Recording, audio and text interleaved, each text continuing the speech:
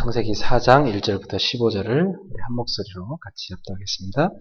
아담이 그의 아내와 하와 동침하매 하와가 임신하여 가인을 낳고 이르되 내가 여호와로 말미암아 등남하였다 하니라. 그가 또 가인의 아우 아벨을 낳았는데 아벨은 양치는 자였고 가인은 농사하는 자였더라. 세월이 지난 후에 가인은 땅의 소산으로 제물을 삼아 여호와께 드렸고 아벨은 자기도 양의 첫 새끼와 그 기름으로 드렸더니 여호와께서 아벨과 그의 제물은 받으셨으나 가인과 그의 제물은 받지 아니하신지라. 가인이 몹시 분하여 안색이 변하니 여호와께서 가인에게 이르시되 내가 분하여 하면 어찌 됨이며 안색이 변하여 하면 어찌 됨이냐. 내가 선을 행하면 어찌 낯을 들지 못하겠느냐. 선을 행하지 아니하면 죄가 문에 엎드려 있느니라. 죄가 너를 원하나 너는 죄를 다스릴지니라. 가인이 그의 아우 아벨에게 말하고 그들이 들에 있을 때에 가인이 그의 아우 아벨을 쳐 죽이니라. 여호와께서 가인에게 이르시되 내 아우 아벨이 어디 있느냐. 그가 이르되 내가 알지 못하나이다. 내가 내 아우를 지키는 자니이까. 이르시되 내가 무엇을 하였느냐. 내 아우의 핏소리가 땅에서부터 내게 호소하느니라. 땅이 그 입을 벌려 내 손에서부터 내 아우의 피를 받았은즉 내가 땅에서 저주를 받으리니 내가 밭을 갈아도 땅이 다시는 그 효력을 내게 주지 아니할 것이요 너는 땅에서 피하며 유리하는 자가 되리라. 가인이 여호와께 아뢰되 내 죄벌이 지기가 무거우니이다. 주께서 오늘 이 지면에서 나를 쫓아내시온즉 내가 주의 낯을 뵙지 못하오리니 내가 땅에서 피하며 유리하는 자가 될지라. 물은 나를 만나는 자마다 나를 죽이겠나이다. 여호와께서 그에게 이르시되 그렇지 아니하다. 가인을 죽이는 자는 벌을 7배나 받으리라 하시고 가인에게 표를 주사 그를 만나는 모든 사람에게 죽음을 면하게 하시니라. 아멘. 네, 이 본문과 함께 짝이 되는 성경 구절이 하나 있습니다. 히브리서 11장을 보도록 하겠습니다.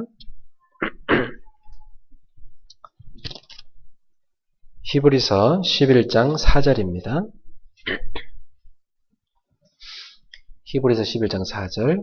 자, 같이 읽어봅시다. 믿음으로 아벨은 가인보다 더 나은 제사를 하나님께 드림으로 의로운 자라 하시는 증거를 얻었으니 하나님이 그 예물에 대하여 증언하심이라. 그가 죽었으나 그 믿음으로써 지금도 말하느니라. 아멘. 오늘은 가정치유 네 번째 메시지 부모와 자녀라는 제목으로 말씀을 증거하겠습니다. 얼핏 보기에 이 창세기 4장을 보면 하나님이 왠지 부당한 것처럼 보이죠. 누구 제사는 받고 누구 제사는 안 받고 이렇게. 근데 신약 성경의 히브리서 11장을 보면 하나님이 왜 가인의 제사는 안 받으셨고 아벨의 제사는 받으셨는가를 우리가 쉽게 이해할 수 있습니다. 오늘날 우리가 예수를 믿음에 있어서 하나님이 어떤 사람은 예배를 받아주시고 어떤 사람은 안 받아주시는가. 그것은 한 가지의 차이점이 있습니다. 성경대로 내가 하나님을 믿는가 아니면 그냥 내 방식대로 하나님을 믿는가. 그게 굉장히 중요한 차이점입니다. 여러분은 성경을 배워야 하는 이유가 거기 있습니다. 성경을 잘 모르면 하나님이 원하시는 신앙생활의 방법이 뭔지 전혀 모릅니다. 그래서 내 방식대로 그냥 내 마음대로 믿는 것을 종교라고 합니다. 그걸 종교생활이라고 그래요. 자기 유익을 위해서, 자기 어떤 목적을 채우기 위해서 우상한테 빌듯이 가서 믿는 것. 그걸 종교라고 해요. 그러나 우리는 종교생활이 아니라 신앙생활을 하죠. 신앙생활이란 하나님의 말씀대로 순종하며 하나님을 섬기는 것을 말합니다. 그래서 저는 그런 분들도 봤어요. 하나님을 믿는다 하면서 하나님을 모르는 사람들. 그럼 하나님을 믿는 게 아닙니다. 자기만의 하나님이죠. 자기가 생각한 그냥 범신론적인 하나님. 보통 사람들이 말하는 그냥 하늘 쳐다보면서 하나님 믿는다는 그런 식의 하나님. 그건 미신의 하나님을 믿는 겁니다. 모르는 신이죠. 자기가 나름대로 그냥 아는 거. 그것은 구원받을 때 할 수가 없습니다. 성경은 예수님을 보내셔가지고 하나님이 어떤 분인지 우리한테 알려주셨습니다. 예수님의 탄생부터 예수님의 십자가 부활까지 다 이어지는 모든 내용이 하나님의 모습을 하나 보여주는 모습입니다. 그래서 성경은 예수가 하나님이다. 이렇게 말합니다. 우리가 그렇게 믿었던 하나님 바로 누구였냐? 그분이 사람의 모습을 입고 오셨는데 그분이 예수다. 이것이 우리가 믿는 신앙입니다. 이 신앙이 아닌 사람은 기독교 신앙이 아닌 것입니다. 오늘 이 가인도 나름대로 곡식 농사를 졌기 때문에 하나님한테 종교성을 한 겁니다. 자기도 곡식 농사를 졌으니까 그걸 갖다가 하나님한테 제사 지낸 거예요. 자기도 믿는다고 하나님을 믿은 겁니다. 이렇게 자기 방식대로 그냥. 근데 아벨은 양을 쳤다고 해서 양을 잡아들였다. 그렇게만 볼 수 없는 게 이 아벨은 언약을 알고 하나님 앞에 언약의 제사를 양을 잡아 지낸 겁니다. 그래서 히브리서 11장 4절에서 분명히 말씀하시기를 믿음으로 아벨은 가인보다 더 나은 제사를 지냈다. 그렇게 나옵니다. 자, 여기서 믿음으로라는 것은 그냥 믿습니다가 아니라 하나님의 언약을 믿는 걸 믿음이라고 해요. 언약이란 하나님의 약속인데 약속의 말씀을 내가 믿고 그 믿음으로 드리는 제사. 그게 진짜 하나님 받으시는 제사죠. 그래서 창세기 3장에 자기 부모가 실패한 걸 아벨은 알고 있었습니다. 자기 부모가 하나님의 언약 떠나가지고 실패한 걸 봤습니다. 그래서 완전히 고통당하는 그 부모님이 하나님 앞에 그 고통을 해결하는 방법은 피의 제사를 지내는 것임을 이 아벨은 보고 자랐습니다. 가인도 물론 봤을 거예요. 그러나 가인은 분명히 그 언약을 무시하고 자기 방식대로 그냥 하나님을 섬겼습니다. 여러분, 우리가 예배를 드림에 있어서 십자가의 언약을 붙잡고 예배를 드려야 그 예배를 하나님 받으시지, 그냥 내가 와서 정성 들여 지낸다고 해서 하나님 받지 않습니다. 우리 하나님은 정성 들인 공 들인 예배를 받는 게 아니라 언약을 붙잡고 드린 예배를 받으십니다. 그래서 요한복음 4장 23절에 24절, 23, 24절 이렇게 나오죠. 하나님은 영이시니 예배하는 자가 영과 진리로 예배할지니라. 그러니까 하나님을 예배하는 데서 우리는 영으로 예배해야 됩니다. 영으로. 우리 유기력이 나와 있지만 예배란 건 영으로 하나님께 드리는 거예요. 여러분 육으로 하나님을 느끼는 게 아닙니다. 여러분 영이 하나님을 느낍니다. 그래서 예배 시간에 여러분의 영혼에 뭘 느끼죠? 특별히 평안을 느끼시죠. 굉장한 안식을 느끼십니다. 저는 아까 오전에도 이렇게 예배 드리는데 참 평안하더라고요. 마음의 안식이 오고 늘 제가 설교하다가 이제 오늘은 참 이렇게 선교사님 오셔서 설교를 해주니까 저도 앉아서 이렇게 은혜 받고 좋더라고요. 편안하게. 여러분 참 좋으시겠어요? 이렇게 다 앉아서 말씀 들으시고. 참 말씀이 저한테 임하는 거예요. 어쩜 우리 선교사님이 우리 교회에 꼭 필요한 말씀을 그렇게 복음의 능력을 하는 교회가 되나. 복음이 뭔가를 설명할 수 있는 교회. 그죠? 우리 그리스를 사람들이 보기만 해도 야, 복음은 저런 것이다. 복음이 저런 능력이 있는 것이다. 이거 보여줄 수 있는 교회. 그게 살아있는 교회죠. 그 교회는 어떤 교회예요? 하나님이 함께 하시는 교회예요. 그죠? 그 증거로 말씀 운동이 지역 곳곳에 퍼져서 우상이 다 무너지는 하나님의 나라를 세우는 교회예요. 그리고 후대들이 복음의 대를 이어서 성장하는 교회입니다. 이 하나님께서 쓰시는 복음의 능력을 가진 교회다 이 말이에요. 오늘 주신 말씀이 우리 모두에게 성취될 줄 믿습니다. 자, 이 복음의 능력을 말해요. 이 후대한테 전달하는 귀중한 사명 우리한테 있는 겁니다. 그래서 저는 예배 시간에 이 영으로 하나님께 드린 예배의 축복, 이게 큰 것이다. 나의 영혼이 하나님의 영과 만나서 행복한 이 시간이 너무너무 소중한 시간이다. 예배 시간이. 오늘도 보니까 어떤 분은 이렇게 배가 아팠고 장염이 걸려갖고 못 오셨어요. 우리 성훈 형제가 그래가지고 하나님 은혜를 입어야지 예배도 올 수 있는 겁니다. 우리 성훈 형제한테 미안하지만 이게 예배 사실 오고 싶어도 이게 지난주 못 오지 이번 주 못 오지 이게 쉬운 게 아닙니다. 어떤 새 가족도 제가 이번 주에 만나서 이게 말씀을 얇겠어요. 주일날 예배 꼭 온다고 했는데 오늘 못 왔어요. 그게 예배요. 가야지? 아유, 그게 잘 안 됩니다. 사단은요, 한 3단계, 5단계, 10단계 딱 쳐놨어요. 장애물을. 그러니까, 그냥 죽어도 와야 돼요. 그러면 마귀가 포기해요. 사실은 그렇습니다. 이 마귀가요, 잘 알거든요. 뭘 공격하면 못 오지 다 합니다. 사람 약한 사람은요, 주의를 탁 사람 보내고요. 몸에 약한 사람은요, 몸에 병 주고요. 이 아주 삶이 막 무너진 사람은요, 토요일 밤에 엉망으로 보내고 주일날 못 있냐고요. 이게요, 쉬운 게 아니에요, 이게. 하나님 은혜 아니면 절대 못 합니다. 여러분이 이 예배의 축복을 놓치면 안 됩니다. 참, 저는 여기서 오늘 본문을 보면서, 야, 예배에 실패할 때 얼마나 영혼이 황폐화되는가를 나는 가인을 통해서 봤습니다. 여러분, 가인이 예배를 실패했는데, 영혼이 얼마나 황폐해집니까? 얼마나 황폐해졌냐면, 마음에 막 분노가 일어났습니다. 시기심이 일어납니다. 동생은 막 하나님의 제사 받으시고, 막 자기는 안 받으시고, 막 이 자체로 막 화가 났습니다. 화날 일이 아니라, 아휴, 내가 동생 앞에 참 부끄럽네. 내가 바르게 예배 드려야지. 이래야 돼야 되잖아요. 이게 올바른 사람이거든. 갱신하는 사람. 근데요, 막 이 가인은 막 화가 나가지고요. 동생을 들판에 불렀어요. 그래갖고 하나님 안 보이는 것처럼. 하나님 분명히 가인한테 뭐라고 했어요? 죄가 너를 주장하나 너는 죄를 다스릴지니라.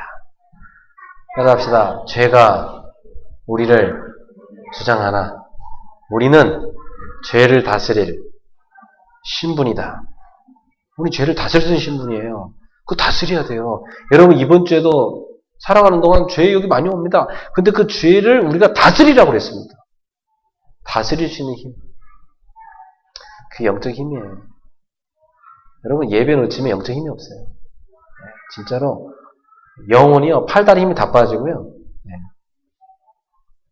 뭔가 살면 멍하고요. 열심히 사는 것 같은데 되는 것도 없고요.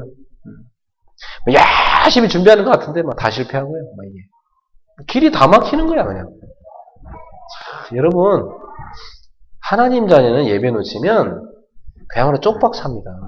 알았죠? 큰일 납니다. 하나님 자녀는 예배 놓치면 안 돼요. 그래서 저는 개척 초창기부터 여러분한테 계속 그러잖아요. 예배에 목숨을 걸어라 그러잖아요. 예배 목숨을 걸어라. 여러분 초대교회 지난주에 스테반 집사님 목숨 걸고 복음 전하시잖아요. 여러분 21세기 사는 우리한테 무슨 박해가 있어요. 얼마나 편한데 지금 그죠? 근데 여러분 그 평화시대에 거의 교회가 타락하는 거 아시죠? 왜 타락하죠? 먹고 노는 육신적인 것에 너무 유혹이 많으니까 예배 다 놓치는 거예요. 점점 그렇게 됩니다. 우리 성도님들은 그래도 참 이렇게 이번 주 황금에 연휴했는데 그 놀다가 또 주일날 되니까 다 들어오시잖아요. 이렇게 예배드리러. 지난주에 도로가 한산하던데. 여러분이 그래도 그렇게 예배를 알고 주일날 찾아온다는 거 이거 하나님의 보통 은혜가 아닙니다. 예배를 놓칠 때 인생의 실패가 찾아옵니다. 가인의 삶. 따라합시다. 예배 실패하면 신앙생활 실패합니다.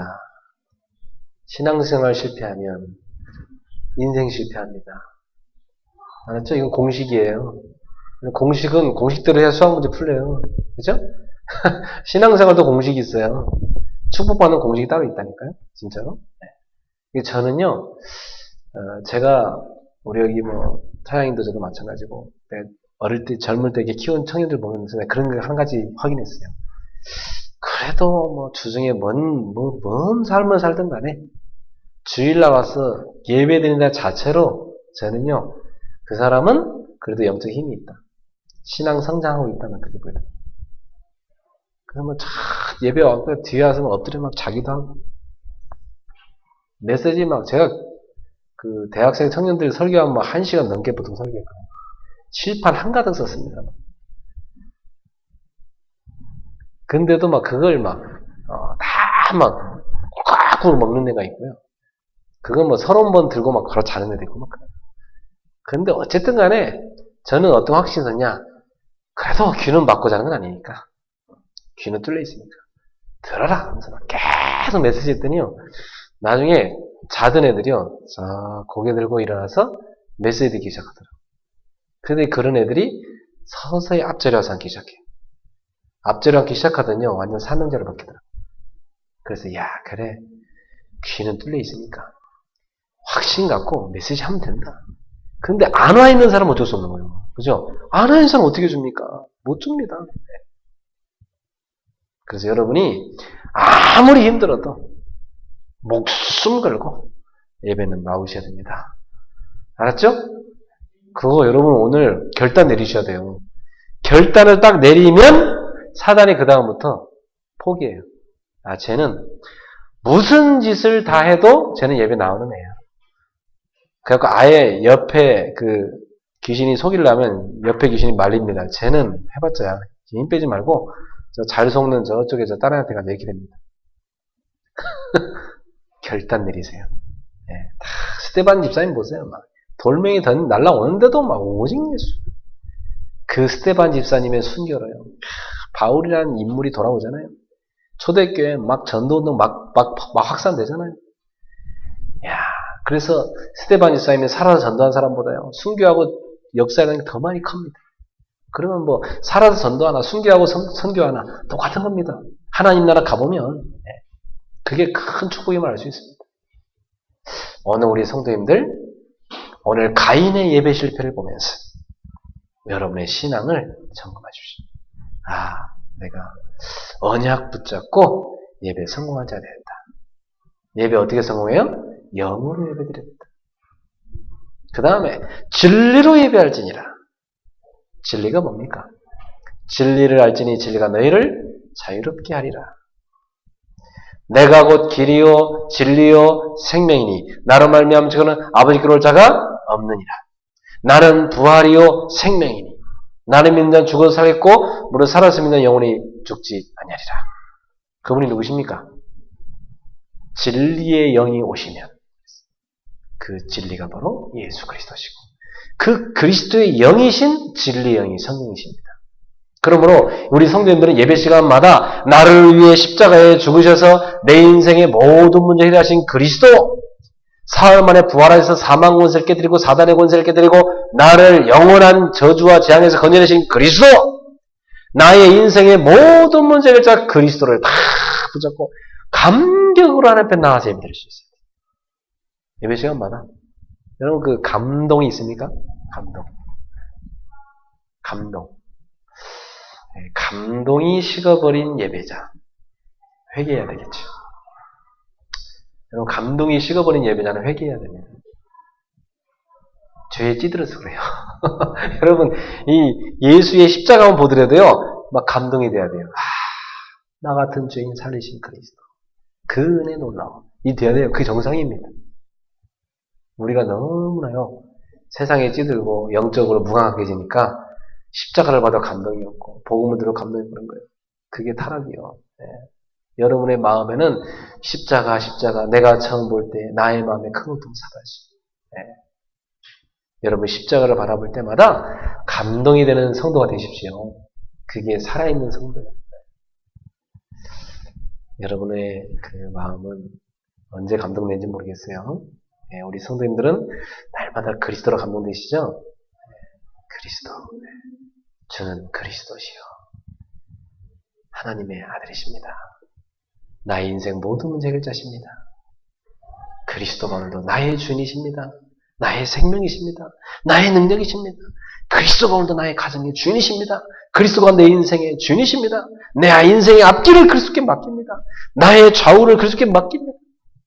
나의 작은 것까지도 그리스도께 다 맡게 됩니다. 주여 오늘도 나를 다스리소서. 주여 오늘도 나를 붙드시고 나를 이끄소서. 그리스도. 그 그리스도를 붙잡고 예배하시기 바랍니다. 그 예배가 살아있는 예배. 하나님 받으시는 믿음의 예배. 믿음으로 아벨은 가인보다 이랬어요. 믿음으로 드리는 예배입니다. 그게 바로. 적극적 사고방식이 아니에요. 하면 된다 이런 걸 믿음이라는 게 아니에요. 성경은 언약대로 믿는 것, 그걸 믿음이라 합니다. 예수가 그리스도라는 복음을 붙잡고 믿는 것, 이걸 믿음이라고 그래요. 그래서 이 믿음을 가진 자에게는 능치 못함이 없다고 말씀했어요. 할 수 있거니 무슨 말이냐? 믿는 자에게는 능치 못함이 없느니라.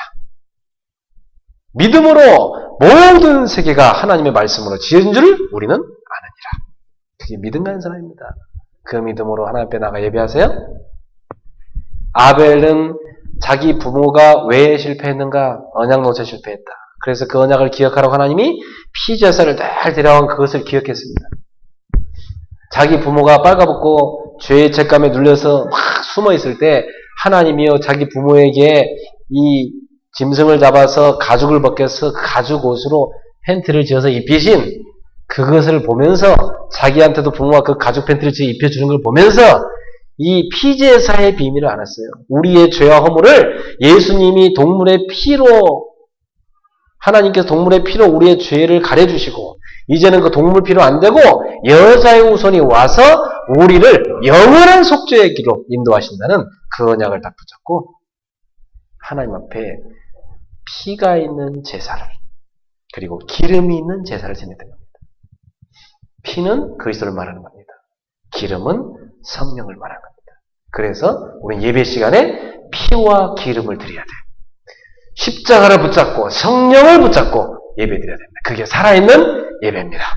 예배 시간마다 찬양할 때, 기도할 때, 말씀 들을 때, 여러분 헌금할 때 예배 시간에 모든 시간이 순서 하나하나가 성령 충만하고 그리스도의 십자가를 붙잡고 감사하고 예배드릴 수 있는 여러분 되기를 주 예수의 이름으로 축원합니다. 그 살아있는 예배입니다. 자, 아벨, 그는 짧은 인생을 살아갔지만 아벨의 믿음은 영원히 기억되고 있습니다. 오래 사는 게 중요한 게 아니고 짧게 살아도 기억되는 믿음, 오래 살아도 기억되는 믿음, 하나님이 인정하는 믿음, 그런 사람이 돼야 됩니다. 자, 그러면 여러분이 만약에 부모라면 자녀를 어떻게 키워야 되겠습니까? 여기 우리 다 초년 부부시고 이제 결혼 앞두고 계신 분이고 우리 처녀 총각들이 계시고 다 그런데 여러분 아직 자녀를 낳아본 적이 없으니까 자녀 하면 좀 막연할 수 있습니다. 실제로 이렇게 안 낳아본 사람 잘 몰라요. 우리 류집사님도 이 아가씨 때 결혼하고 좀 다르죠. 늘 듣던 그 결혼 생활하고 실제하고 좀 다릅니다. 그래서 우리 여기 후배들한테 해줄 말 많을 겁니다. 그죠? 실제로 결혼한 것 어떤 건 여기 와서 하라고 하면 할 말 많을 겁니다. 할 수 있습니다. 그게요, 실제는 달라요, 실제는. 내 가문이 만난 게 결혼이니까. 둘만 사는 게 아닙니다. 그냥 저기 무인도 가서 둘만 사는 게 아니라니까. 그냥 둘 살라고 하는데 거기에 누가 껴듭니까? 시어머니 껴들지, 시월드, 장월드 다 껴들잖아요. 완전 시월드, 장월드 다 껴들면 어느 날 이렇게 복잡합니다. 도피들 피해서 어디 가서 쉬었다 와야 되기도 하고 엉키면요 피곤합니다. 이 문화가 다르니까. 그러다 나중에 애 낳아보세요. 애들이 내 마음 먹은 대로 잘 크는 줄 아세요? 말하면 반대로만 하는데 기도로 키워. 내가 얻은 답은 거예요. 자녀는 기도로 키워야 되겠구나. 그래. 내 힘과 능으로 얘를 키울 수 없다. 기도로 키워야 되겠구나. 끊임없이 자녀를 위해 눈물로 기도하고 그 자녀를 하나님의 사람으로 세운 것입니다. 똑같습니다. 제자 양육하고. 진짜입니다. 자녀 키우는 거랑 제자 키우는 거랑 똑같아요. 제자 한 사람이 그냥 삽니까? 눈물 뿌려 기도해서 하는 겁니다. 그게. 알았어요? 여러분 어느 날 여러분 그냥 산 것 같죠? 아닙니다. 여러분 뒤에서 주의 종이 눈물로 기도하고 주야. 그러니까 예배 나와서 반주하잖아요. 이게 쉬운 게 아닙니다. 자고 예배 다 끝나면 오고 이랬는데 지금 와서 반주하는 이게 그게 그냥 되는 게 아니라니까, 이 기도의 힘으로. 그래서, 야, 참, 자녀를 키우면서 제가 그런 걸 많이 느껴요. 그래. 자녀라고 쉬운 게 아니고, 자녀도 결국 제자 훈련이다. 난 그렇게 다 받았어요. 그래서 오늘 여러분한테 해줄 메시지는 그겁니다.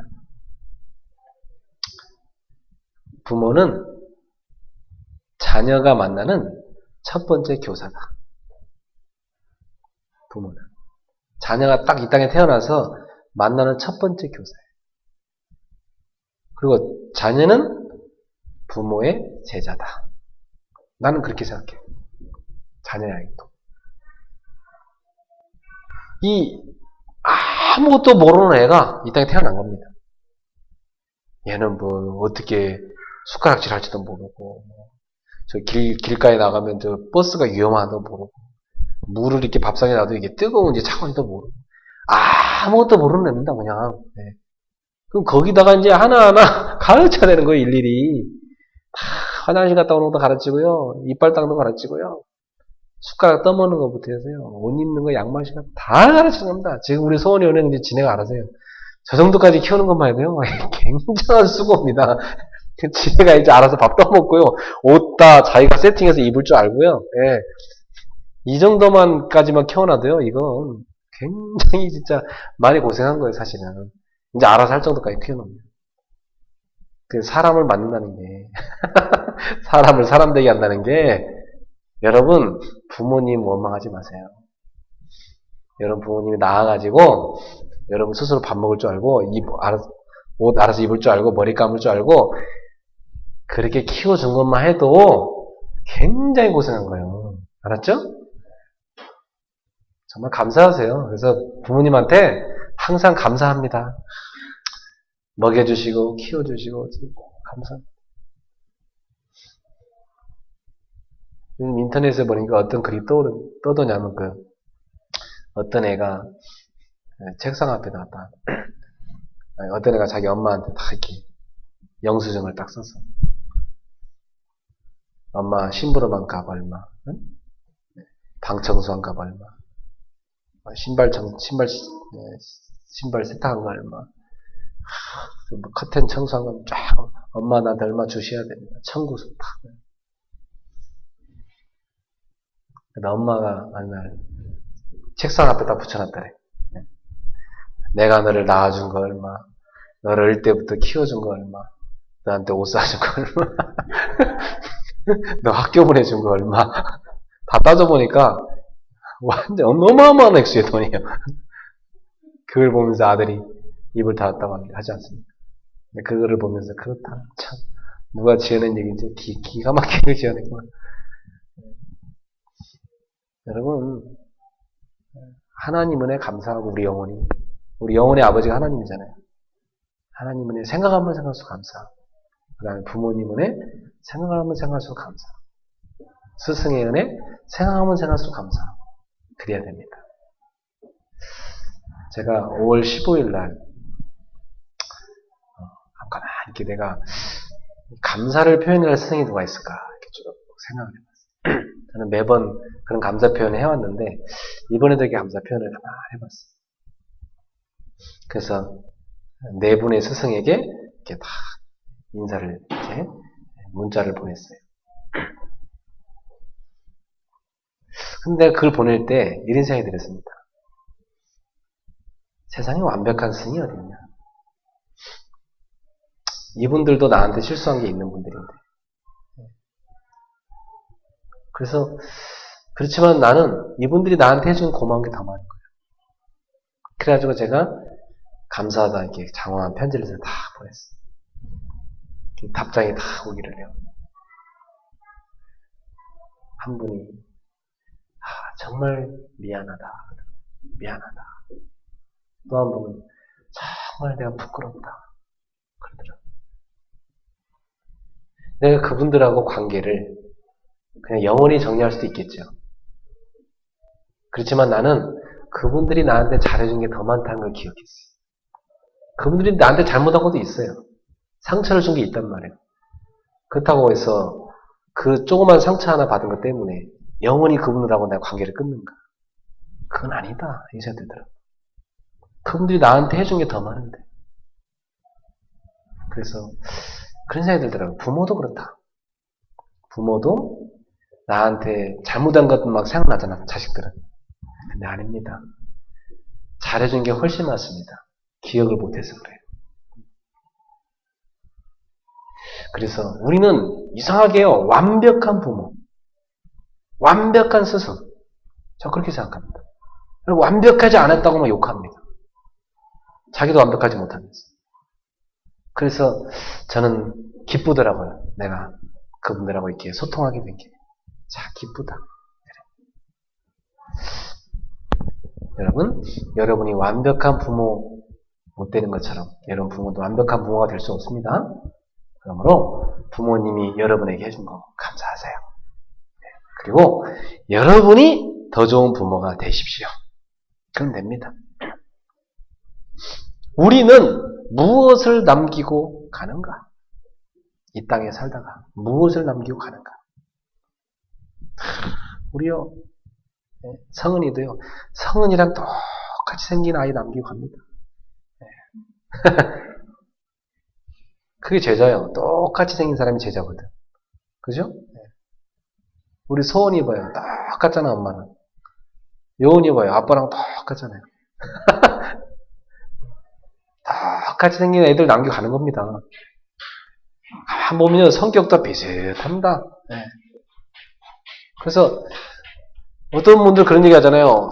어쨌든 저런 애가 우리 속에서 나왔나 모르겠다고.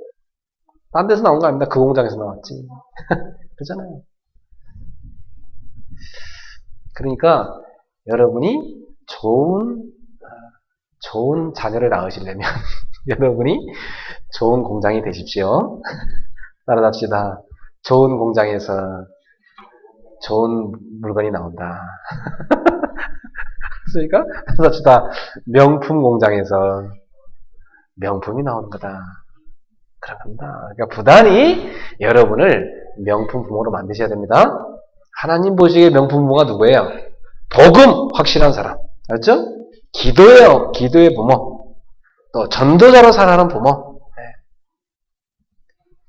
하나님을 사랑하고 생명을 사랑하는 부모. 알았죠? 그 사람입니다. 여러분 그런 부모 되세요?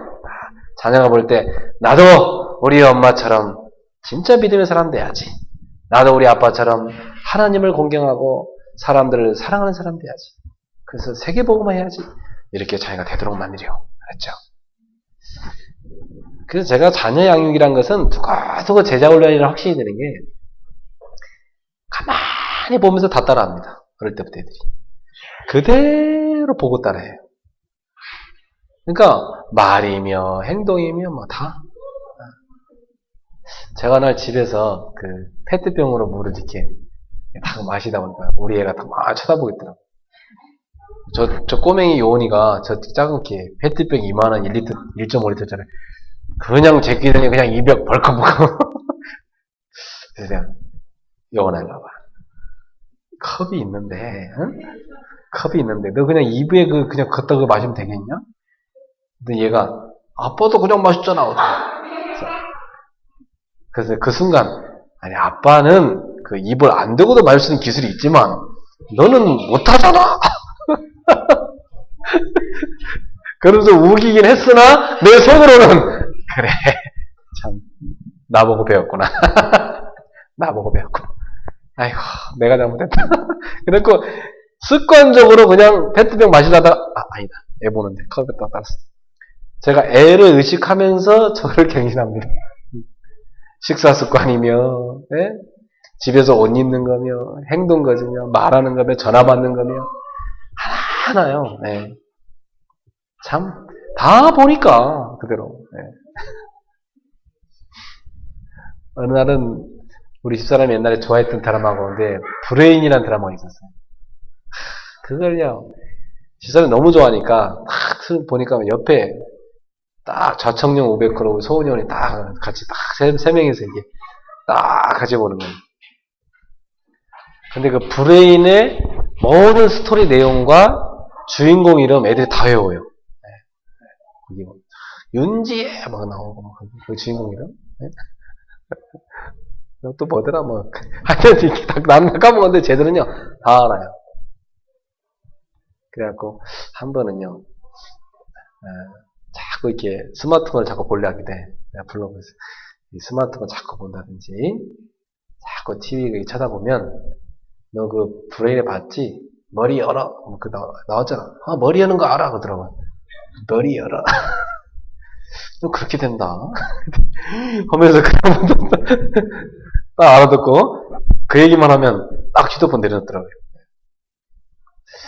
별로 좋은 교육은 아닙니다. 공부를 자꾸 하니까. 근데 애들이 부모가 가만히 이게 하는 거요. 다 따라한다니까요. 그러면서 뭐라는지 TV 보지 말라면 엄마는 보잖아 그럽니다. 그 다음부터요 저한테 전화 옵니다. 아빠 지금 시간에 엄마가 뭐 보고 있어요. TV 보고 있어요. 그 제가요 집에 안 와봐도 집사람이 TV 보고 제가 다 알았어요. 그 당시에. 그리고 제가 살짝 웃으면서 들어보면요 안 본 척 하지만 저는 다 알고 있었거든요. 애들이 저한테 다 보고를 하니까 다 보고를 하거든요. 근데 요즘에는 우리 사모님이 TV를 거의 못 보시는데 그것도 사모님이 이게 자제할 수밖에 없는 게 애들 때문에 자제할 수밖에 없는 애들들 보니까 그래서 참 이제는 애들이 뭔가를 알아채는 때부터요 애들을 의식해야 되더라고요. 그래서 여러분 자녀는 다 보고 있다. 알았죠? 다 보고 있습니다. 여러분은 자녀를 키우면 뭐 하고 있는 거예요? 낳는 순간부터 제자 훈련하고 있는 겁니다. 알았죠? 자녀 교육은 뭐라고요? 제자 훈련이다. 똑같이 카피하고 있는 겁니다.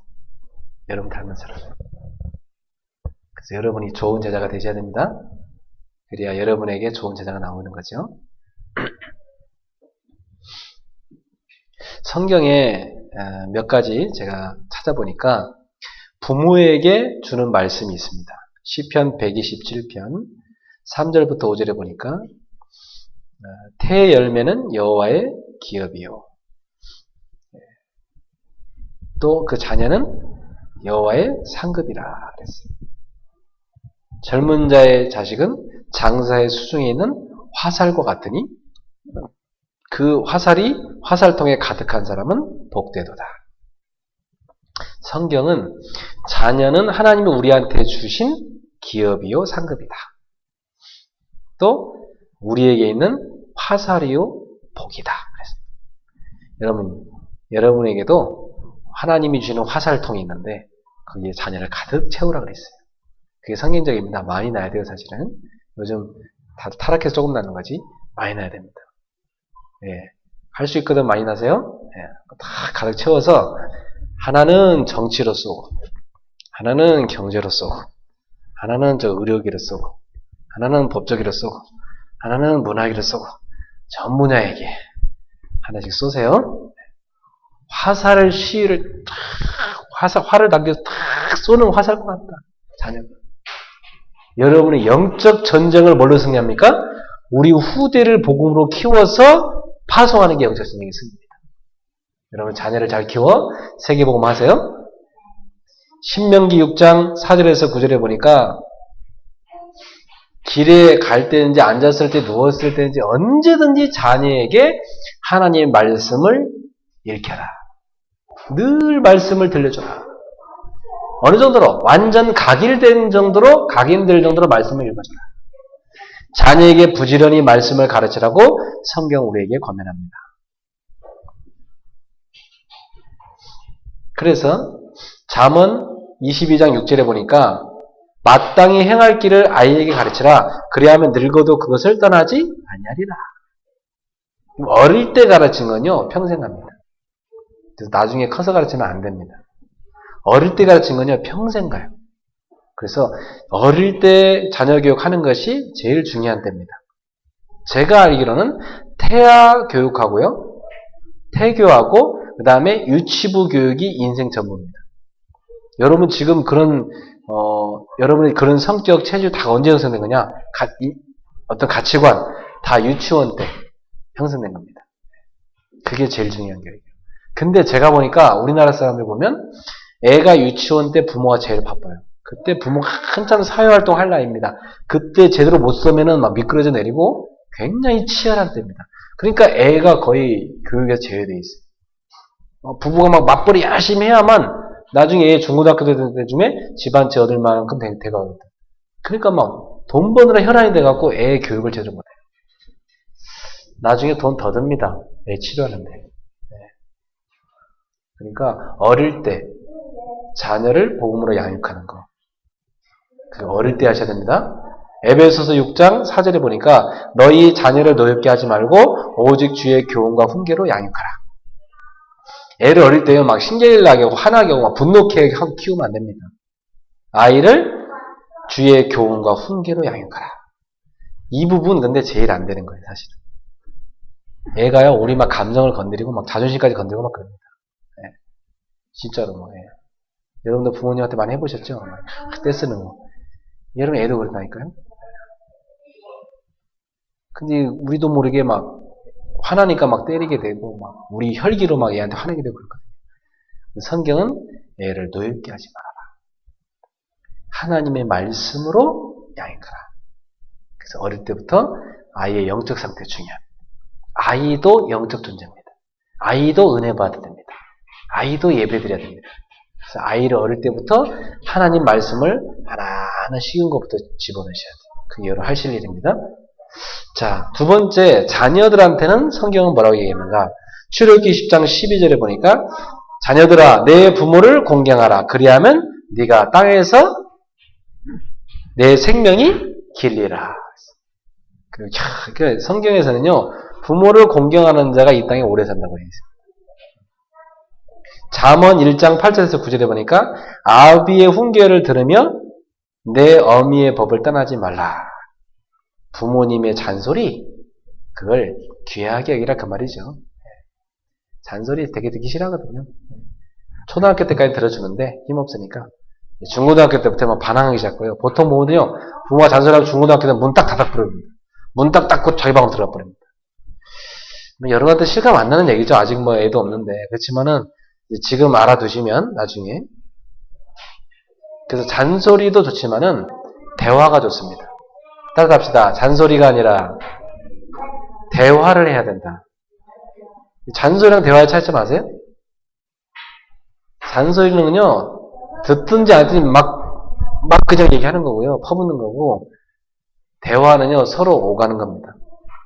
아이를 인격체로서 대화를 하셔야지 잔소리로 되는 게 아닙니다. 그래서 자녀들은 부모의 훈계와 법을 떠나지 말라. 그것은 내 머리에 아름다운 관이요 목에 금사슬입니다. 여러분 부모한테 들은 그 잔소리들 알고 보면 비록 잔소리를 할지라도 제가 볼 때 귀하다고 생각해요. 부모가 잔소리한 거 보면 왜 하죠? 잘 되라고 하는 거잖아요. 그죠? 나쁘라고 잔소리하는 사람 한 사람도 없습니다. 그러니 부모의 잔소리를 다 뭘로 받아요? 우리는 내 목에 금사슬로 머리에 아름다운 관으로. 그래서 부모님이 해준 이야기를 항상 여러분에게 소중하게 여기라 그 말입니다.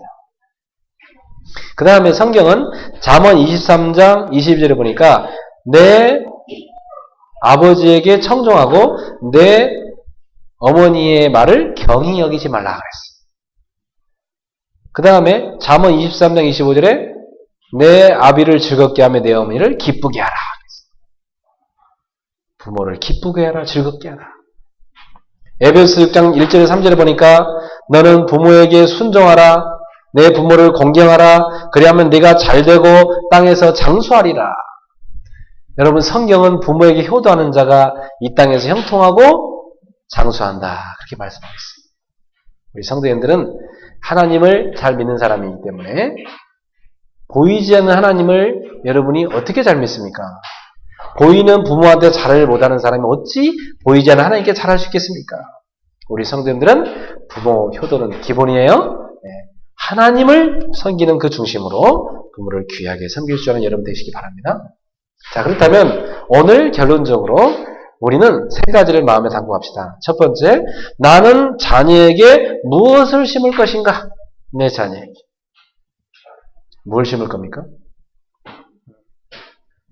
근데 우리가 뭘 심을까지도 모르는데 모두가 심고 있습니다. 진짜로. 모든 부모들이요, 애한테 막 무조건 심고 있습니다, 뭔가를 지금.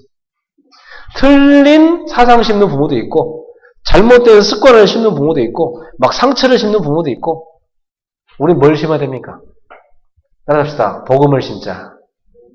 복음을 탁 심어야 돼요. 여러분, 복음 심어야 됩니다. 여러분 사명이에요. 내가 뭐 복음을 알아야 심지, 근데. 그죠? 그러니까, 이제 다음 학기부터는 훈련 좀 받으세요. 신학원도 좀 가시고, 합숙도 좀 가시고, 알았죠? 다음 학기부터 훈련 좀 받아요. 내가 뭐 있어야 뭐 심지. 그잖아요? 저는 자기를 세우는 게 곧 자녀 교육이라고 생각해요. 저도 목회를 그렇게 생각하거든요. 저를 세우는 게 곧 목회다. 그게 성도를 세우는 것이다. 왜? 결국 따라하는 거니까요.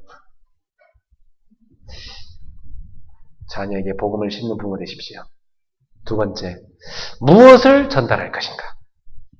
나는 내 자녀한테 뭘 전달할 것인가? 어떤 부모님 보니까 자녀한테 빚을 전달해주고 하더라고, 빚을. 얼마나 안타깝습니까? 하고 뭐 자녀가 평생 고생한 거 빚 갚느라고. 근데 어떤 부모는요, 아파트를 전달해주고 하더라고요. 육신적으로도 뭔가 전달해주잖아요? 근데 그게 중요한 게 아닙니다. 아이한테 언약을 전달해줘요. 사명을 전달해줘요. 바통을 이어주는데, 여러분은 언약의 바통, 사명의 바통을 다 이어주세요. 그걸 받아가 걷다 뛰는 겁니다. 인생은 릴레이요. 우리가 언약 붙잡고 뛰는 거 있잖아요. 나의 달려갈 길과 주 예수께 받은 사명, 곧 하나님의 이 은혜의 복음을 증언한 일을 마치라. 나의 생명을 조금 더 귀한 것으로 여기지 아니하노라. 바울의 그 사도행 20장 24절의 그 고백을 다 우리가 기억하면서 나도 이제 달려갈 길을 마친 후에는 내 자녀에게, 다음 세대에게 바통을 다 이어주는데 뭘 이어주는 겁니까? 언약의 바통을, 사명의 바통을 다 이어주는 것입니다. 세 번째, 어떻게 키울 것인가? 어떤 방법으로 자녀를 키울 것인가? 여러분, 아담과 하와는 가인을 교육시키는 데 실패했습니다. 그죠? 가인이 하나님의 말씀을 경솔히 얘기했습니다. 그리고 하나님께 예배드리는 것을 경솔히 얘기했습니다. 우리 자녀들은 이 부분을 소중하게 기도로 키워야 되겠어요. 그래서 여러분들이 기도로, 예배로 자녀를 키우세요. 예배로. 주일날은 교회에 와서 예배드리고, 평일날은 집에서 예배드리고. 저희 아이들도 보면 꼭 저희 아내가 밤에 같이 애들을 예배드리고, 또 제가 또 이렇게 같이 예배드리고, 그걸 우리는 중요하게 여깁니다. 자기 전에 같이 예배드리고. 그때 아이들이요, 들어갑니다. 언약이 들어갑니다. 복음이 들어갑니다. 영적 비밀이 들어갑니다. 이게 중요한 거예요. 그리고 자녀는요, 우리 힘으로 못 키웁니다. 기도로 키우셔야 돼요. 무릎으로 키우셔야 돼요. 자녀를 내 눈물로 기도하는 부모가 되세요. 그 자녀는 결단코 망하지 않습니다. 부모가 기도의 눈물로 키운 아이는 반드시 성공합니다. 하나님 쓰시게 돼 있어요. 여러분의 살아온 인생의 가정을 돌이켜보면 그렇게 하지 못한 게 많이 있지만 앞으로 여러분은 자녀를 키울 때 오늘 말씀을 생각하면서 아이에게 복음을 심고 언약을 전달하고 예배와 기도로 키우기를 주의 이름으로 축원합니다. 좋은 제자가, 여러분보다 더 좋은 제자가 나오기를 축원합니다. 기도합시다. 하나님 감사합니다. 오늘 부모와 자녀에 대해서 저희가 말씀을 들었습니다. 주님, 저희가 복음을 가르치는, 복음을 전달하는, 복음을 심는 부모 되기 원합니다. 그 복음의 능력이 우리 자녀에게 전달되게 하소서. 사랑하는 주님, 우리가 자녀를 기도로 키우게 하시고 예수님의 좋은 제자로 키우게 하여 주옵소서. 저희의 힘으로 할 수 없음을 압니다. 그러기에 주님께 맡겨드리고 기도로 키우기를 소원합니다. 저희가 주님의 좋은 제자 돼서 우리 자녀를 저희보다 더 훌륭한 제자로 키우게 해 주옵소서. 그래서 앞으로 하나님 나라 세우는데 기여하는 귀한 인물로 드리게 하옵소서. 감사하며 예수님의 이름으로 축복하고 기도합나이다. 아멘. 나의 사랑하는 채 그렇게 헤어졌으나 어머니의 무릎 위에 앉아서 재미있게 듣던 말 그때 일을 지금도 내가 잊지 않고 기억합니다. 귀하고 귀하다 우리 어머니가 들려주시던 재미있게 듣던 말이 책 중에 있으니 이 성경심이 사랑합니다. 옛날 용맹스럽던 다니엘의 경험과 유대 임금 다윗 왕의 역사와 주의 선지 엘리야 바람 타고 하늘에 올라가던 일을 기억합니다.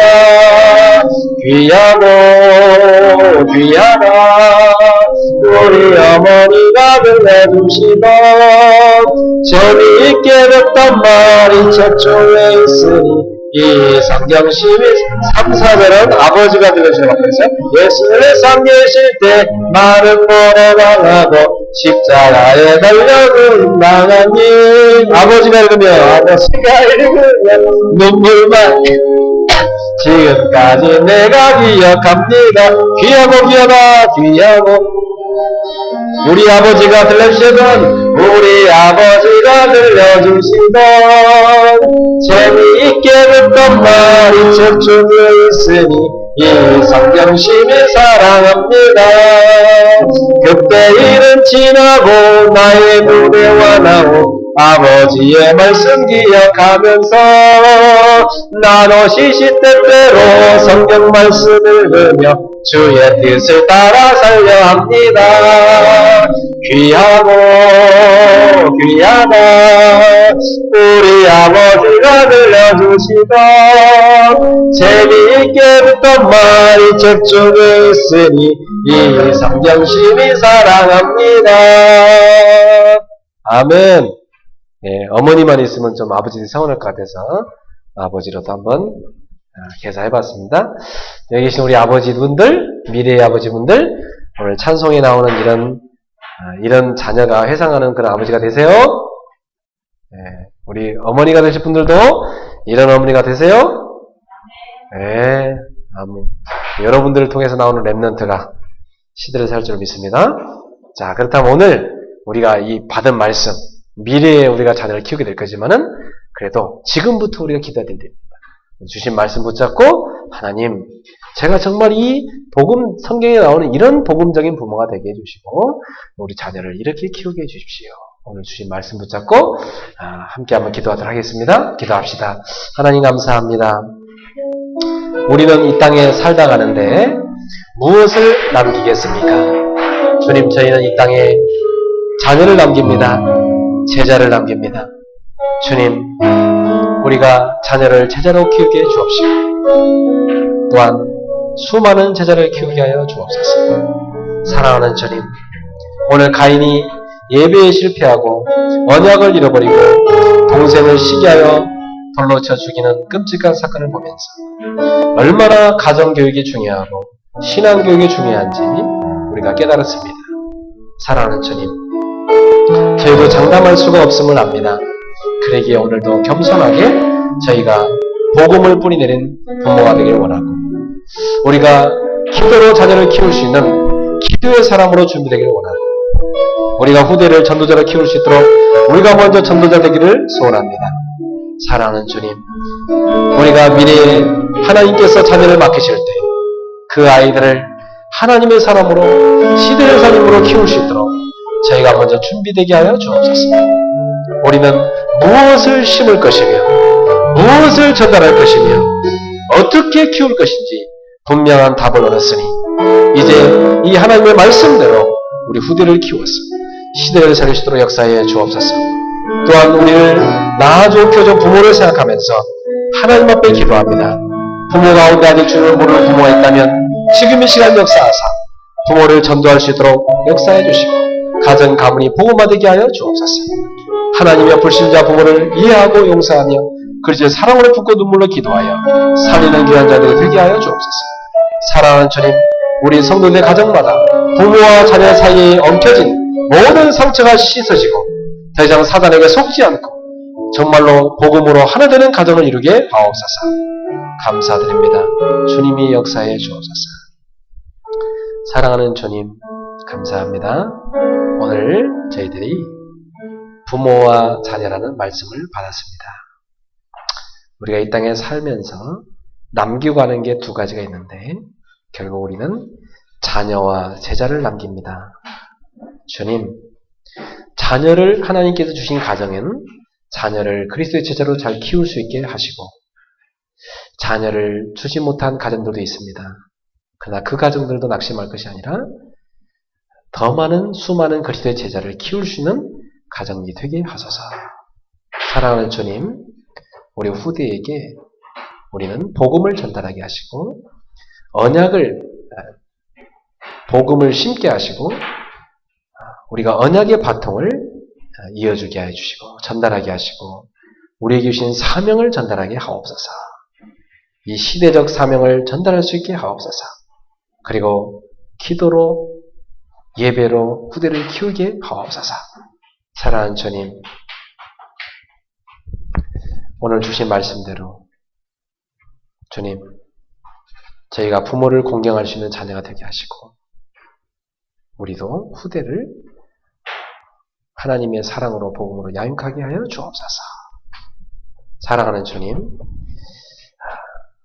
가인의 신앙의 실패와 또 예배의 실패를 보면서 하나님 또다시 이런 비극이 이 땅에 재현되지 않도록 정말 이 시대의 가정들을 복음으로 세워서 후대를 바르게 키울 수 있는 저희 성도들이 되도록 연혜를 베풀어 주시옵소서. 주님, 이 시대에 복음으로 시대를 살린 미션 홈들이 많이 일어나게 하옵소서. 예수님의 이름으로 축복하며 기도하옵나이다. 아멘.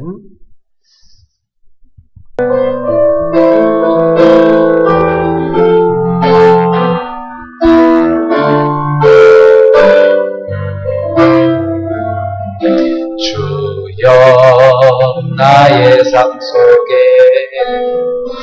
임마누엘 보이게 하소서. 나의 생각, 나의 자들이 하나님 것이 되게 하소서. 주여, 나의 인생이 제자의 길에 있게 하소서. 나의 과거, 나의 오늘 미래를 드리옵니다.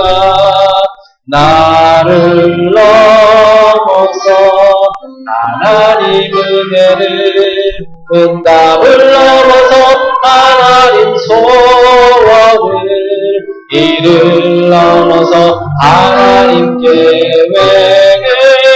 축복을 넘어서 하나님 언약을 이 땅 사랑을 넘어서 하나님 사랑 보게 하소서. 보게 하소서. 렘넌트 시대를 품에 안고 서게 하소서. 하나님께 우리 인생 모든 문제 결자 예수 그리스도의 은혜와 하나님의 사랑과 성령님의 교통하심이 이제 복음의 비밀을 후대한테 전달하는 부모가 되고 또한 부모를 복음 안에서 공경하고 사랑하며 섬기기를 원하고 이 시대의 성경적인 부모와 자녀의 이 축복을 가정에서 실현하게 될 우리 귀한 성도들의 가정마다 저들의 미래 위에 우리 성도들의 이번 주의 모든 발걸음 속에 지금 몸이 아파서 예배에 나오지 못한 우리 사랑하는 성훈 형제와 또 그 외에 우리 성도들의 마음속에 지금부터 영원토록 항상 함께 있을지어다. 아멘.